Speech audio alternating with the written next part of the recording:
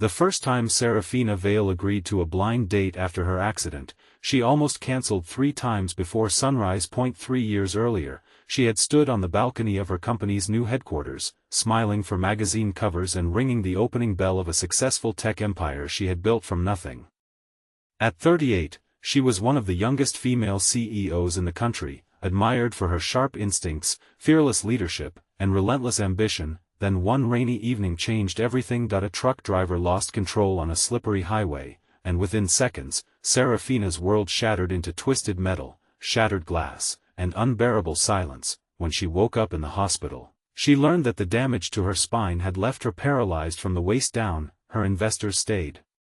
Her company survived, but her fiancé didn't, neither did most of her friends. The woman who once traveled across continents now measured her victories in inches.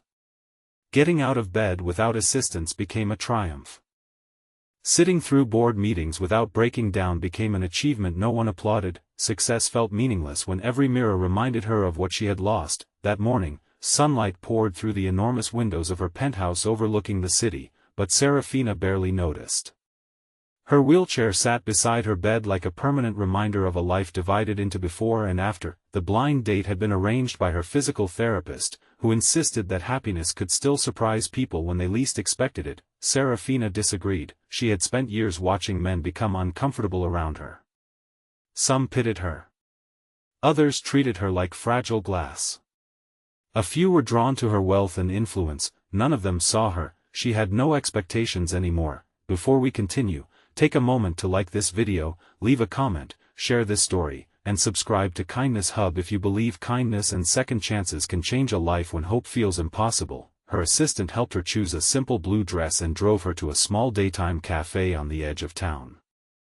Seraphina specifically requested somewhere quiet, away from reporters and business associates. She arrived 20 minutes early. As usual, control was one of the few things she still held tightly. The cafe buzzed with soft conversations and the aroma of fresh coffee. Sunlight streamed through large windows, warming the wooden floors and filling the room with a comforting glow. For a brief moment, she remembered who she used to be. Then the front door opened. A tall man stepped inside wearing faded jeans, work boots, and a gray button-down shirt with rolled sleeves. His hands were rough and stained with grease that no amount of scrubbing could completely remove. He looked around nervously before his eyes settled on her. Seraphina felt her stomach sink. There had to be some mistake. This couldn't be her blind date. The man approached with an awkward smile. His name was Rowan Mercer. He owned a small auto repair shop on the other side of town. He wasn't wealthy. He wasn't polished. He definitely wasn't the kind of person Seraphina expected to meet, and judging by the surprise on his face when he saw her wheelchair, she suspected she wasn't what he expected either. For several uncomfortable seconds, neither of them knew what to say. Seraphina almost asked him to leave. Years of disappointment had trained her to recognize pity before it appeared, but something unexpected happened. Rowan sat down across from her and knocked over the sugar container. Packets scattered across the floor. He apologized so sincerely and looked so embarrassed that Seraphina couldn't stop herself from laughing. Not a polite laugh. A real one. The kind she hadn't heard from herself in years. The sound surprised both of them. For the first time since her accident, someone wasn't staring at her wheelchair. They were simply sharing an awkward moment. As the afternoon unfolded, Seraphina learned that Rowan had inherited his father's repair garage after losing both parents before turning 25. He worked long hours, fixed cars for families who couldn't always afford repairs, and quietly paid bills for struggling customers without expecting recognition. His life was simple, messy, honest.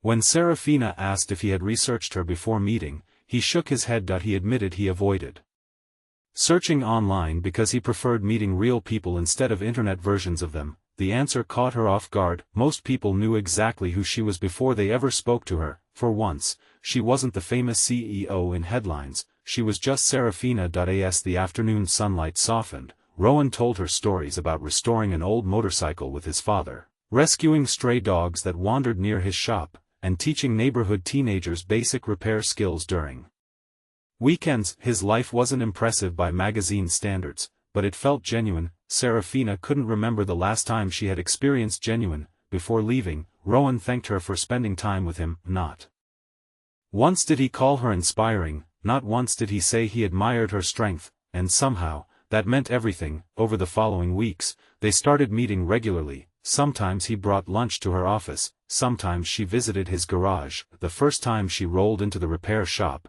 she expected uncomfortable stares. Instead, she found laughter, music playing from an old radio, and employees who treated her like any other visitor. Rowan had created a place where people mattered more than appearances. She watched him interact with customers whose cars barely held together. He listened carefully. He explained repairs honestly. He remembered their children's names. People trusted him because he cared. Seraphina realized she had spent years surrounded by people who valued efficiency over humanity. Rowan valued people first. One afternoon, she confessed something she had never told anyone outside therapy. She admitted that she hated being seen as broken, she hated depending on others, she hated remembering the woman she used to be. Rowan listened quietly, then he said something that stayed with her long after the conversation ended. He told her that mechanics spend their lives fixing damaged things, but people aren't machines. The goal isn't returning someone to who they used to be, the goal is helping them discover who they can still become. No one had ever framed her pain that way. For years, Seraphina had been chasing her old life. She had never considered building a new one. Little by little, she started changing. She began spending less time hiding in her penthouse. She attended community events.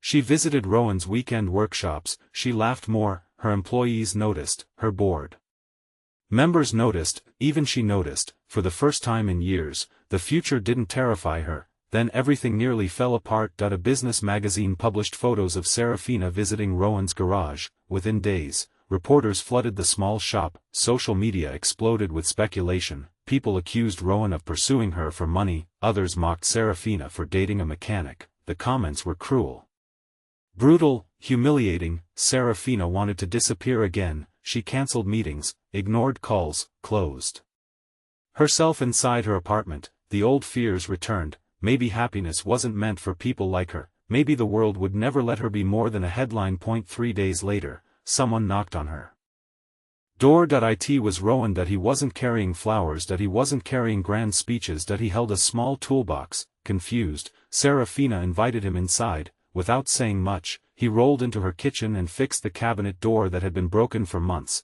Then he adjusted the height of a shelf she struggled to reach. He repaired a loose handle in her bathroom. He installed a small ramp on her balcony threshold. Quietly, patiently, when he finished, he sat beside her. He explained that people would always make assumptions, but assumptions couldn't build a life, only choices could, and every day, they could choose whether strangers controlled their happiness. Tears filled Seraphina's eyes because she realized something important. Rowan never tried to rescue her. He simply made her world easier to live in, not because she needed saving, because he cared. Months later, Seraphina used her resources and business network to help Rowan expand his community workshops. Together, they created a program that taught practical skills to young adults with disabilities and helped local businesses improve accessibility. What began as a blind date transformed into a partnership built on kindness, respect, and purpose. The woman who once believed her life ended after the accident discovered that some endings are actually beginnings in disguise, and the mechanic who thought he had little to offer taught an accomplished CEO the lesson she needed most. Love isn't about fixing people. It's about seeing them clearly. If this story touched your heart, please like this video, share it with someone who needs hope today, and subscribe to Kindness Hub for more inspiring stories about compassion, resilience, and unexpected second chances. Special request: comment below with the words, "Kindness changes everything," if you believe one caring person can help someone smile again. 1 year after that awkward first meeting, Seraphina returned to the same cafe where she almost cancelled her blind date. The sunlight poured through the windows exactly as it had before, but everything felt different. She wasn't grieving the life she had lost anymore. She was living the life she had found. Across the table sat Rowan, his hands still rough from years of honest work. Those same hands reached for hers, and for the first time in a very long time, Seraphina didn't wonder what she was missing. She only thought about everything she still had. Sometimes healing doesn't arrive through medicine, success, or time. Sometimes it walks through a cafe door wearing work boots and grease-stained hands, and sometimes, the people who help us smile again are the ones we never expected to meet.